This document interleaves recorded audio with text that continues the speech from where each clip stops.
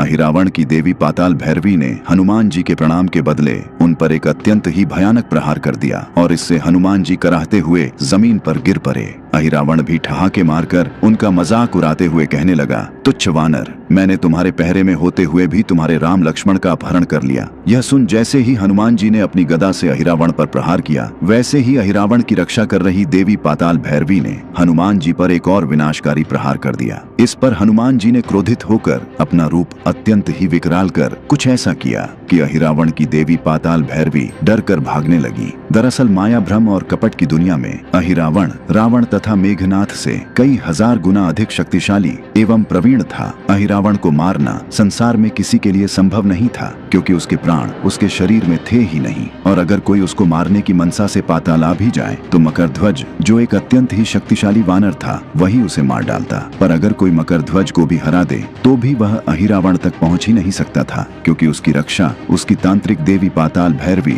अपनी सहायक शक्तियों के साथ करती थी। इस प्रकार अहिरावण तीनों लोक में अजेय था, और इस बात को लंकेश रावण भली भांति जानता था। तभी तो जब रावण अपने सबसे शक्तिशाली पुत्र मेघनाथ के वध से हताश हो गया तो उसने अपने भाई अहिरावण को सहायता के लिए बुलाया। पर शुरू में तो अहिरावण ने इस युद्ध में शामिल होने से सीधे सीधे मना कर दिया। पर जब रावण ने उसे विश्वास दिलाया कि यदि वह राम और लक्ष्मण को पकड़कर अपनी देवी पाताल भैरवी को बलि के रूप में अर्पित कर देता है तो उसकी देवी अत्यंत ही प्रसन्न हो जाएगी और उसे मनचाहा वरदान और अपार शक्ति देगी। इससे वह और भी अधिक शक्तिशाली हो जाएगा। अधिक शक्तिशाली होने के लालच ने अहिरावण को श्री राम लक्ष्मण के अपहरण के लिए प्रेरित किया, और फिर रावण की बात मानते हुए तुरंत ही श्री राम लक्ष्मण का अपहरण करने निकल पड़ा। विभीषण जी के गुप्तचर ने तुरंत ही उन्हें रावण अहिरावण के इस वार्तालाप से अवगत कराया। इस पर बिना समय गवाए विभीषण जी ने श्री राम लक्ष्मण को आगाह किया और हनुमान जी से उनकी रक्षा करने का अनुरोध किया। हनुमान जी ने तुरंत अपनी पूंछ से कुटिया के चारों ओर एक सुरक्षा कवच बनाया और चौकन्ने होकर पहरा देने लगे।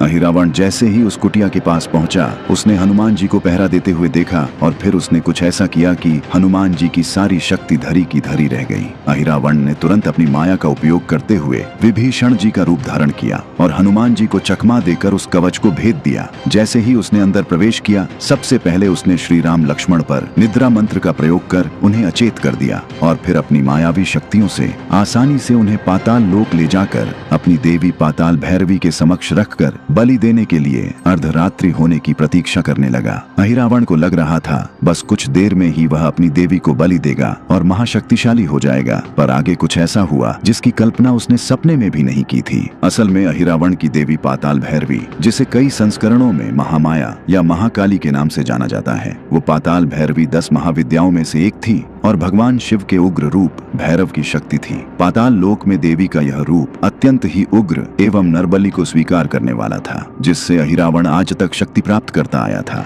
वह देवी तांत्रिक रूप मुंडमाला धारण किए हुए, लाल वस्त्र पहने हुए और 3 नेत्रों में अत्यंत ही भयानक दिखती थी। उनकी इस प्रतिमा के समक्ष श्री राम लक्ष्मण अचेत अवस्था में पड़े थे और बगल में बैठकर मंत्र पढ़ता हुआ अहिरावण सोच रहा था, अब कोई नहीं जो मुझे महाशक्तिशाली होने से रोक सकता है। पर उसे ये पता नहीं था कि श्री राम के परम प्रिय हनुमान की शक्ति कितनी है, वे क्या क्या कर सकते हैं। उधर कुटिया की सुरक्षा कर रहे हनुमान जी के समक्ष जब विभीषण जी आए तो हनुमान जी के आश्चर्य का ठिकाना न रहा। हनुमान जी ने तुरंत कहा, विभीषण जी, आप तो कुछ देर पहले ही कुटिया में गए थे। इस पर विभीषण जी को सब समझ आ गया कि अहिरावण ने उन्हीं का रूप धरकर हनुमान जी को चकमा दे दिया है। जल्दी से दोनों जब कुटिया के अंदर गए तो वहां पर श्री राम लक्ष्मण को नहीं पाकर हनुमान जी क्रोध से तमतमा उठे और बोले, विभीषण जी, मुझे जल्दी पाताल लोक का पता बताइए, मैं अपने प्रभु को कुछ नहीं होने दूंगा। तब विभीषण जी ने कहा, हनुमान जी, आप वहां मत जाइए, क्योंकि अहिरावण की रक्षा कर रही तांत्रिक देवी पाताल भैरवी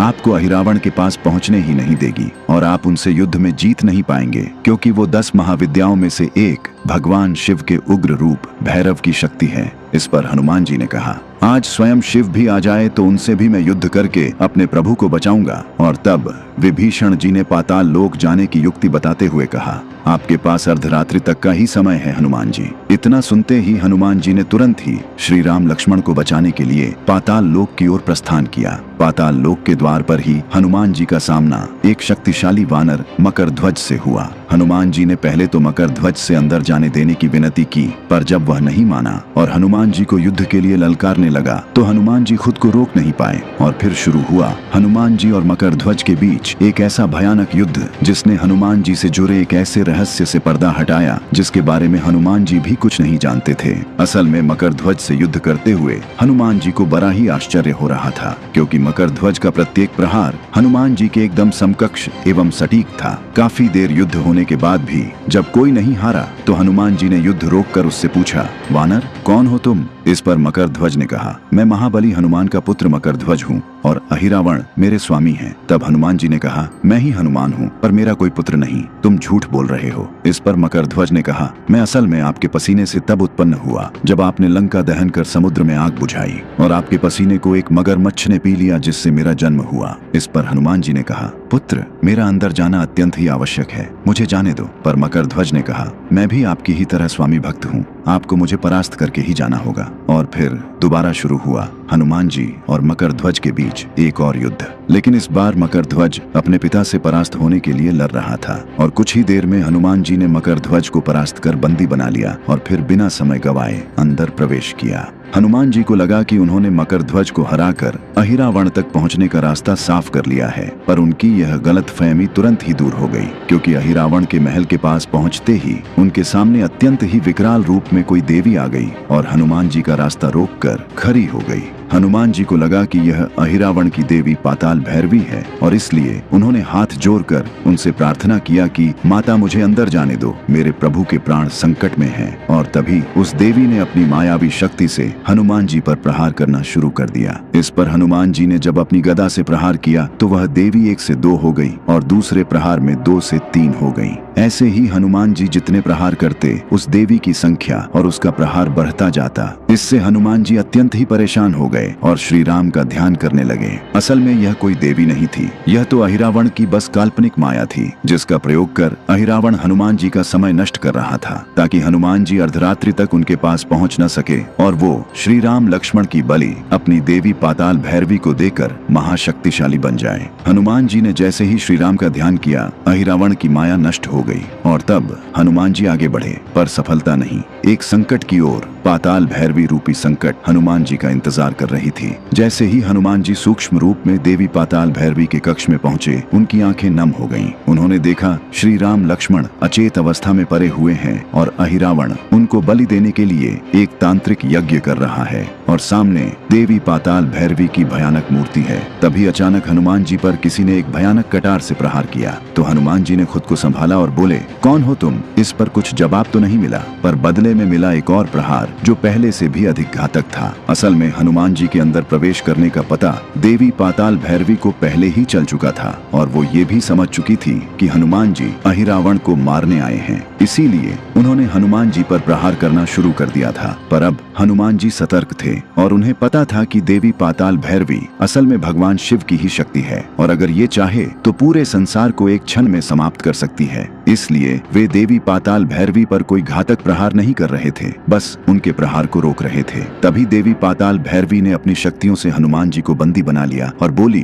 तुम मेरे होते हुए अहिरावण को कभी भी मार नहीं पाओगे। तब हनुमान जी ने कहा, माता आप अधर्म का साथ दे रही हैं, श्री राम को पहचानिए। श्री राम असल में नारायण हैं, वे धर्म के अवतार हैं। पर इससे भी जब वो शांत न हुई तो हनुमान जी ने अपना रूप अत्यंत ही विशाल कर लिया और तब देवी पाताल भैरवी को समझ आ गया कि हनुमान कोई आम वानर नहीं बल्कि स्वयं शिव का ही रूप है। और फिर उन्होंने कहा, ठीक है हनुमान, कहो तुम क्या चाहते हो। इस पर हनुमान जी ने कहा, आप अपने स्थान से नीचे चले जाइए, मैं आपके स्थान पर आ जाता हूँ। इस पर देवी पाताल भैरवी नीचे तो चली गई पर अभी शांत हुई। देवी पाताल भैरवी ने अंत में कुछ ऐसा किया कि हनुमान जी को उनका संहार करना पड़ा। अब अहिरावण अपने तांत्रिक यज्ञ के अंत के करीब था और जैसे ही उसने अपने भयानक तलवार से श्री राम लक्ष्मण की बलि देनी चाहिए, देवी पाताल भैरवी के मूर्ति में बैठे हनुमान जी ने देवी के स्वर में कहा, रुको वत्स अहिरावण, यह तुम क्या करने जा रहे हो? तुम जिसकी बलि देने जा रहे हो वे तो जगत पिता नारायण है, उन्हें प्रणाम करो, इसी में तुम्हारा कल्याण है। इस पर अहिरावण को बड़ा ही आश्चर्य हुआ कि आज उसकी देवी ऐसा क्यों बोल रही है। उसने तुरंत अपनी माया से जान लिया कि यह उसकी देवी की आवाज नहीं बल्कि राम भक्त हनुमान है और उसने तुरंत अपनी तलवार से श्री राम लक्ष्मण पर प्रहार कर दिया। जैसे ही प्रहार हुआ, हनुमान जी वायु की गति से देवी की मूर्ति से निकलकर अपने गदे से एक ऐसा प्रहार किया कि अहिरावण तलवार सहित दूर जा गिरा। और फिर शुरू हुआ हनुमान जी और अहिरावण का भयानक युद्ध, जिसने तीनों लोक का संतुलन बिगाड़ दिया। अहिरावण ने तुरंत अपनी देवी पाताल भैरवी का स्मरण किया और उनसे प्राप्त सभी वरदानी शक्तियों को जागृत करने लगा। इधर हनुमान जी भी जय श्री राम का उद्घोष करते हुए अपना आकार और विशाल करते जा रहे थे। दोनों योद्धाओं को देखकर ऐसा लग रहा था आज ही सारी सृष्टि का विनाश हो जाएगा। दोनों के बीच एक अद्वितीय भयानक युद्ध शुरू हो गया। अहिरावण ने अपने हजारों मायावी अस्त्रों से हनुमान जी पर प्रहार किया और हनुमान जी ने अपने गदा से उन सभी अस्त्रों को नष्ट कर दिया। जब हनुमान जी के गदा के प्रहार को अहिरावण झेल नहीं पाया और हार के कगार पर पहुंचा, तब उसने अपनी देवी पाताल भैरवी को अपने अंदर प्रवेश कर हनुमान जी से युद्ध करने का आवाहन किया। और तब कुछ ऐसा हुआ कि हनुमान जी की आंखें फटी की फटी रह गईं।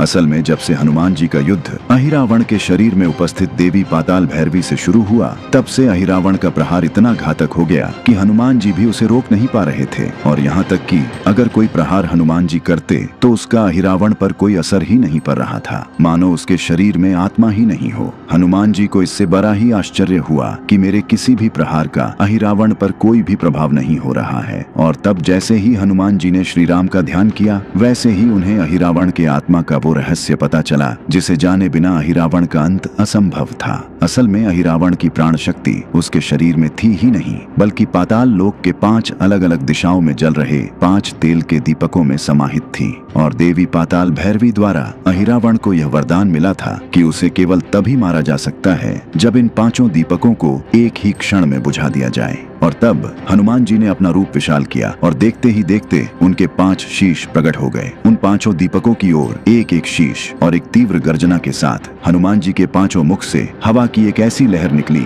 कि एक ही क्षण में वे 5 दीप बुझ गए और चीखते हुए अहिरावण वहीं जलकर भस्म हो गया। साथ ही देवी पाताल भैरवी का माया और प्रभाव भी उसी समय समाप्त हो गया। और तभी श्री राम लक्ष्मण ऐसे उठ खड़े हुए जैसे नींद से जागे हों, और हनुमान जी ने उन्हें अपनी पीठ पर बैठाकर लंका अपने शिविर में ले आए। और इस वीडियो में देखिए कि मेघनाथ की कुलदेवी निकुंभिला ने हनुमान जी पर अचानक प्रहार कर घायल कर दिया। तब हनुमान जी ने ऐसा क्या किया कि देवी निकुंभिला डर कर भागने लगी। स्क्रीन पर दिख रहे वीडियो पर अभी क्लिक करें और पूरी कहानी देखें।